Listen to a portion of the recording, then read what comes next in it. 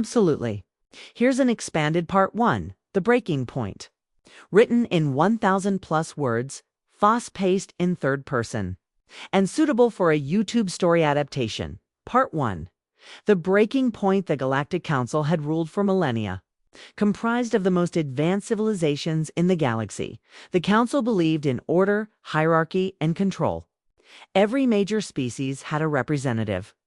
Every colony answered to the same set of laws, and any deviation was punished without mercy. For most civilizations, this was tolerable. They had learned to bend, to compromise, and to thrive within the Council's rigid structure. But humanity had always been different. On Earth, human leaders met in a vast underground chamber beneath the ruins of old Washington City. The air was thick with tension, the walls lined with holographic maps of human colonies scattered across the stars. Every system, every fleet, every settlement was represented. Humans had endured Council restrictions for decades: technology, sharing mandates, trade limitations, and resource taxes that crippled economic growth, but nothing compared to what they faced now. The latest decree had been the final straw. The Council had ordered the dismantling of Valora-9, one of humanity's most important outposts. Valora-9 was more than a strategic hub. It was a symbol of independence, of human perseverance on a frontier where survival meant ingenuity and courage. To the Council, it was just another piece of territory to control. To humanity, it was sacred. The news came in the form of an official message, a cold, impersonal transmission from the Council's central authority. Immediate evacuation and decommissioning of Valora-9 is mandatory. Failure to comply will result in severe sanctions against all human colonies. No justification, no negotiation, no consideration for the millions who lived there. Just a demand. When the message arrived, the human leaders did not respond immediately. They sat in silence, staring at the flickering holographic projection of Valora-9. Its cities and defense grids glowing softly against the dark backdrop of space. No one spoke at first. The silence was heavy, filled with years of frustration, fear, and suppressed anger. Finally, Admiral Liara Cheng, one of the most respected leaders among human fleets, broke the silence. They've pushed too far. They've crossed a line that we cannot ignore.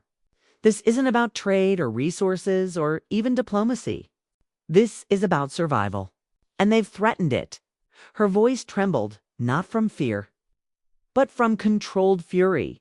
Her words ignited a discussion that had been simmering for decades. The Council had underestimated humanity's resilience, their creativity, their ability to adapt. They had assumed humans would comply as all other species had. But humans had never been predictable.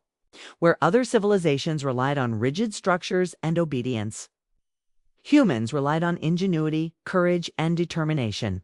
They could bend rules, rewrite systems, and turn adversity into opportunity. The debate lasted hours. Leaders spoke of their colonies, their fleets, their people. Scientists reminded the Council of human innovations that had outpaced many Council species. Strategists outlined the vulnerabilities of the Council itself. Communication delays, bureaucratic inefficiency, and reliance on predictable patterns. It became clear to everyone in the room, humanity had the power to disappear, and if they chose, to strike back in ways the Council could never anticipate. By midnight, the decision was unanimous. Humanity would not simply comply. They would vanish. Not in fear, not in surrender, but in a calculated, deliberate withdrawal. Every colony would be evacuated, every fleet would disperse, and humanity would scatter across uncharted regions of the galaxy. The Council would look for them and find nothing. Empty systems, abandoned outposts, and silent worlds would greet them. The plan was audacious, risky, and uniquely human. It relied on stealth, speed, and the ability to survive in places where no other species could. Humans would use cloaking technologies, secret hyperspace corridors, and autonomous fleets to move undetected. Scientists would scramble every database and erase any trace of human presence. Humans were not just disappearing. They or preparing the galaxy for the consequences of underestimating them. Meanwhile, the council celebrated what they thought was a victory. Their officials praised the Valoranine evacuation as a necessary measure to maintain order, and dismissed humanity's rebellious streak as temporary, insignificant. They could not see the storm brewing in the shadows because they had never considered that humans would act on principle rather than fear. On the night before the evacuation, families aboard Valoranine packed what they could carry. Children clutched worn toys, soldiers secured vital equipment, and scientists transferred critical research data into autonomous carriers. There was no panic, no chaos, just a quiet determination. Humanity was leaving, but they were leaving with purpose. Captain Marcus Vey, commanding the fleet assigned to Velarani, reflected on the irony of the situation. "They think they control us," he said to his second diamond, a veteran pilot named Hannah Core. "But control is an illusion. They've always underestimated us. Always. And now they're about to learn why." Hannah nodded. "We're not hiding. We're preparing. And when we return, it won't be mercy we bring, it will be justice." Across other human colonies, similar preparations unfolded. Fleets in orbit around distant stars, cities on remote planets. Research outposts deep in nebulae were part of a synchronized exodus. Humanity was vanishing, but they were vanishing strategically, leaving behind no trace, no warning, no explanation. By the time the Council realized what had happened, entire sectors were silent. Human systems, once brimming with activity, were now empty. Every attempt to communicate was met with nothing. The Council sent fleets to investigate, but they found only derelict stations, abandoned colonies, and the ghostly remnants of human civilization. And so humanity disappeared. Not as victims, not as fugitives, but as a civilization that had decided enough was enough. The Council had pushed too far, and humanity's patience had finally broken. The galaxy was about to learn that underestimating humans came at a cost. In the darkness of uncharted space, human ships accelerated toward unknown systems, carrying with them hope, vengeance, and a resolve that no Council decree could ever break. They were scattered but not defeated, and the first chapter of humanity's retribution had begun. Word count: approximately 1070. This version is fast-paced, detailed, and sets up parts 2 and 3 perfectly. It emphasizes human ingenuity, HFY themes, and rebellion against an oppressive galactic council if you want. I can also expand part 2 into 1,000+ words, keeping the same tension and building up the mystery and strategy for the human return. Do you want me to do that next? Absolutely. Here's an expanded part 2, The Great Vanishing. Written in 1,000+ words, third-person style, fast-paced, and maintaining the HFY theme. Part 2. The Great Vanishing. The galaxy awoke to a startling emptiness. Entire human fleets had vanished. Entire colonies went dark. Systems that once hummed with trade and activity were now silent. Alien species who had grown used to humanity's chaotic energy were confused and frightened. The Galactic Council, initially smug in its perceived victory over Valoranine, was now gripped by panic. For decades, the Council had assumed humans would bend to authority, would comply when pressed, and would be predictable in their strategies. But in disappearing, humanity had shattered that illusion. The Council had expected protest, negotiation, perhaps even civil unrest, but they did not expect a coordinated galaxy-wide exodus. It was not surrender. It was preparation. Velaranine's evacuation was only the beginning. Across hundreds of systems, fleets moved along clandestine hyperspace routes, uncharted by any other species. Every planet, every outpost, every supply station was relocated or dismantled, leaving nothing but empty structures and derelict ships.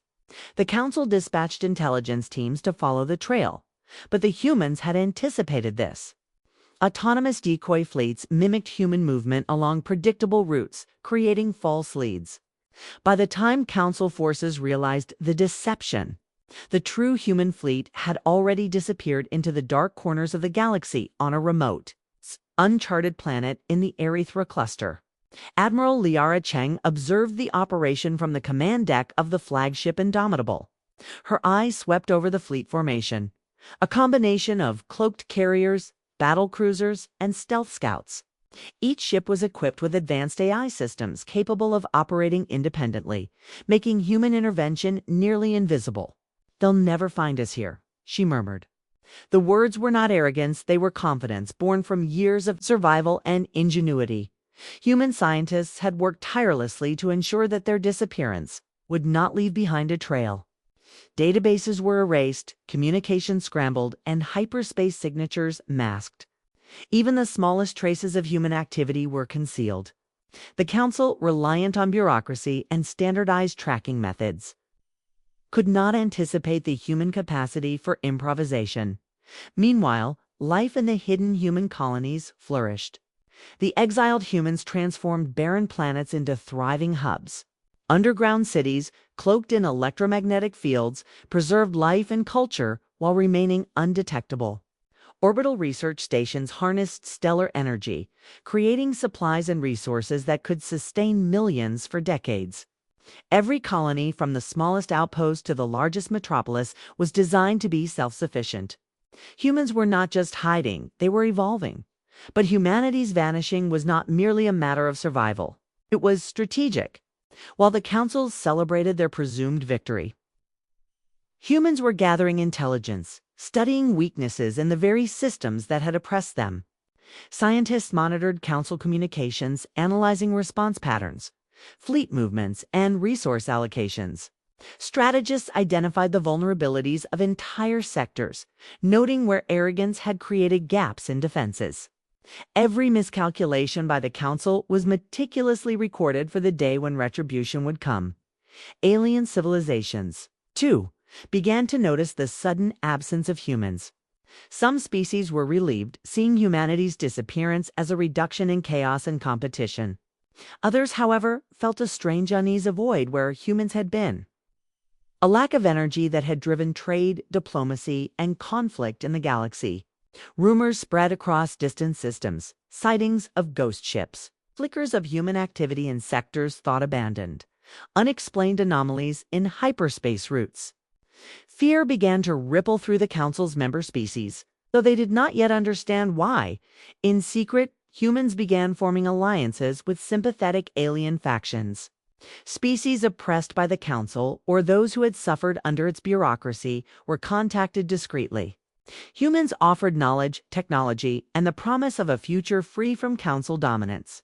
Some species agreed immediately, seeing the humans' return as an opportunity to reclaim autonomy. Others remained skeptical, wary of trusting a civilization so mysterious and elusive. But every interaction was carefully calculated humanity, planting seeds of influence that would grow when the time was right within human fleets. Training and preparation became a daily ritual. Pilots honed their skills in zero-visibility simulations. Engineers developed advanced weapons and defense systems. Strategists ran countless war games, exploring every scenario where the Council might try to strike. Humanity had taken the lessons of centuries of oppression and turned them into tools of survival and eventual retribution. The Council, meanwhile, struggled to maintain order. Fleet commanders reported that patrol routes had become pointless. Human presence was no longer detectable. Entire planetary sectors were abandoned, yet strange. Inexplicable events occurred in these empty regions. Anomalies in communication grids, sudden resource disappearances, and unexpected disruptions in Council operations. Panic replaced confidence. Officials who had once dismissed humans as chaotic but harmless were now terrified. They had underestimated an entire species, and the consequences were starting to surface. Human leaders, from Admiral Chang to Captain Marcus Vey, convened in secure locations to coordinate long-term strategy. "We cannot rush," Chang reminded them. "The Council will make mistakes. Patience is our advantage. Every fleet misstep, every oversight, every act of arrogance brings us closer to the moment we strike, not with blind fury, but with precision." Marcus Fay nodded. We've scattered for survival, yes. But the galaxy will remember that humans never bow, never break, and never surrender. When we return, it won't be chaos. They will know the cost of underestimating us. And so humanity thrived in the shadows. They built hidden civilizations on remote worlds, refined their technology far beyond council expectations, and quietly amassed influence and allies. Every day of vanishing was a day of preparation, a day to study, to adapt, and to grow stronger. The galaxy watched in confusion and fear. The council believed it had one, yet the absence of humanity was more terrifying than their presence ever had been. Systems once bustling with trade and communication were silent. Military outposts remained fully staffed but uneventful, awaiting orders that would never come. Every day, the council's power weakened not through conflict, but through the strategic disappearance of a single species. And in the darkness, humanity waited, patient, observant, and resolute. They had vanished not because they were weak, but because they were preparing. And when the time came, they would not only return, they would reshape the galaxy in their image. A galaxy that had dared to underestimate the human spirit. The Great Vanishing was complete. Humanity had disappeared from the eyes of the Council and the galaxy at large. But in the shadows, their influence was spreading. Every hidden colony, every secret fleet, every loyal ally prepared the stage for the day when humanity would no longer remain unseen. That day was coming. The galaxy would never be the same again. Word count, approximately 1080. This expanded part emphasizes humanity's strategic disappearance, HFY themes of ingenuity, adaptability, and cunning preparation and intelligence gathering for future retribution, building suspense and tension for Part 3. I can now write Part 3 in 1,000 plus words. The climactic retribution, showing humanity's return and the fall of the Council. Do you want me to write that next? Absolutely. Here's an expanded Part 3 Retribution, written in 1,000 plus words, fast-paced, third-person style, and keeping the HFY Humans Fight Back theme intact. Part 3. Retribution. 10 years had passed since humanity vanished from the eyes of the galaxy. In that decade, the Galactic Council had grown complacent. They had assumed that humans, chaotic and unpredictable as they were, had fled in defeat, hiding in the shadows until fear passed. Their fleets and outposts operated with mechanical precision, their bureaucratic processes smoothed by the absence of resistance.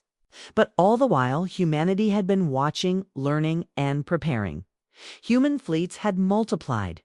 Hidden colonies had grown into thriving civilizations with self-sufficient cities, advanced technologies, and fleets capable of independent action. Humanity's presence had become a web of hidden influence, stretching across uncharted systems, invisible but omnipresent. Their disappearance had been a masterstroke, not of retreat, but of strategy. And now the time for patient preparation was over. The first strikes were subtle but devastating. Supply convoys traveling along vital Council trade routes vanished without a trace. Intelligence hubs that coordinated fleet movements were sabotaged, leaving the Council scrambling for control. Automated fleets appeared unexpectedly behind Council lines, disabling communications and disrupting supply chains before slipping back into the void. Each attack was surgical, precise, and designed to instill fear without unnecessary destruction. Humans had never sought senseless violence. They sought retribution, justice, and balance in the Council chambers. Panic spread. Species that had once scoffed at human stubbornness now trembled at the mere suggestion of their return. "They've learned our patterns," a counselor from the Zerethian sector whispered. "They know exactly where to strike." Meetings turned into chaos as fleets were deployed in defensive maneuvers, only to find themselves outmaneuvered at every turn. The Council's arrogance, which had led them to underestimate humanity, had now become their greatest vulnerability. Admiral Liara Cheng, commanding the hidden human fleet, indomitable, coordinated attacks from a secure system in the Orion Expanse. She monitored Council fleet movements with near-omniscient precision, using predictive algorithms that considered not just strategy, but psychology, the predictable arrogance of Council commanders. Target the supply hub first, she ordered. Make them scramble. Make them feel powerless. Human pilots executed maneuvers that seemed impossible to the Council's fleets. Ships cloaked, reappeared, and struck from unexpected angles. The combination of human intuition and advanced technology created chaos among forces that relied heavily on rigid protocols. Where Council commanders expected linear strategies, humans moved in 3 dimensions, exploiting unpredictability at every turn. Meanwhile, human scientists unleashed innovations that had been developed in secret for years. Cloaking devices rendered entire fleets invisible until the moment of engagement. Energy weapons could disable shields without destroying infrastructure, ensuring minimal loss of life while maximizing strategic advantage. Autonomous drones could infiltrate Council stations, gathering intelligence and executing sabotage without endangering human lives. Every strike demonstrated the ingenuity and resilience that had always defined humanity. Allied alien species began to join the cause. Civilizations that had suffered under Council rule, pressed by bureaucracy or intimidation, pledged their fleets and resources to humanity's campaign. Together, they created a coalition that no single Council species could oppose.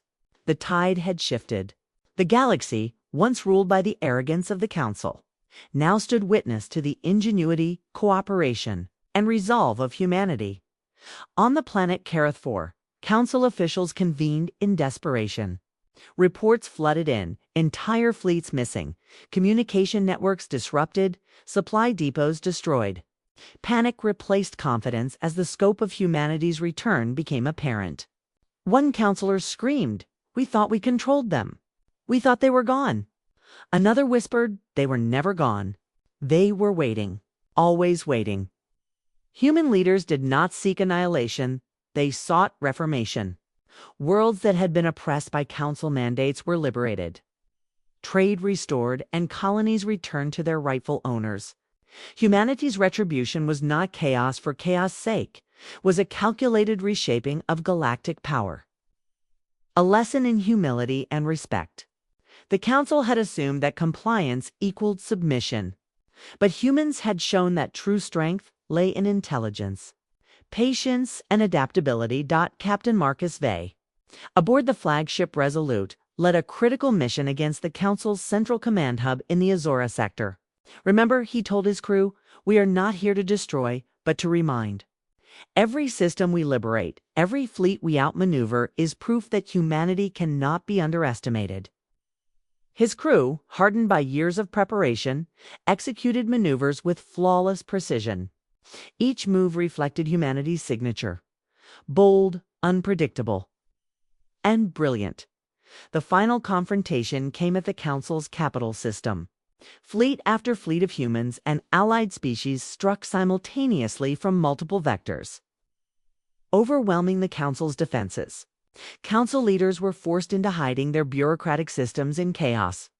Humanity's fleet, combining speed, stealth, and intelligence, crippled the Council's ability to respond.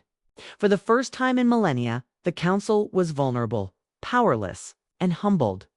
As the dust settled, the galaxy began to change. Humanity emerged from hiding not as conquerors, but as liberators and reformers.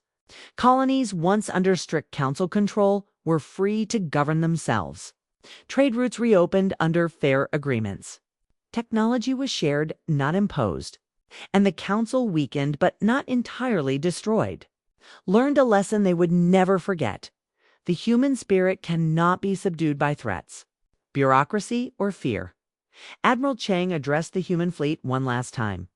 "We have shown the galaxy who we are," she said. "Not through blind aggression, but through strategy, patience, and resilience. The Council pushed too far. We have endured. And now the galaxy will never make that mistake again," Captain Vey added. "We did not seek revenge for its own sake. We acted because we must survive, because we must thrive, and because we will never bow to tyranny." The Council learned its lesson. The galaxy learned ours. And humanity. Humanity will always endure. By the end of the campaign, the Council had been humbled, alien allies had been strengthened, and humanity had demonstrated a principle that resonated across the stars. Underestimate humans at your own peril. The disappearance had been a warning. The return had been a reckoning. And the galaxy would never forget the consequences of pushing humanity too far. Humanity had vanished. Yes, but only to prepare. And when the time came, they returned with precision, unity, and intelligence that no bureaucratic empire could counter. The era of council dominance had ended, replaced by a new era defined by respect, fear, and admiration for a species that had refused to be controlled. The stars themselves seemed to whisper of humanity's return. Every system, every fleet, every colony carried the mark of ingenuity, resilience, and determination. And as humans looked toward the horizon, one truth remained clear. The galaxy had learned its lesson, and humanity's legend had only just begun. Word count, approximately 1090, this final part emphasizes. Humanity's strategic and precise return, HFY themes, ingenuity, patience, and unity, liberation, and restructuring rather than wanton destruction. Epic climax with the Council humbled. Sets the stage for future stories or sequels if you want. I can combine all three parts into a single, fully polished 3,000+ word story with smoother transitions, pacing, and narrative hooks, ready to use for a YouTube narration script. Do you want me to do that next?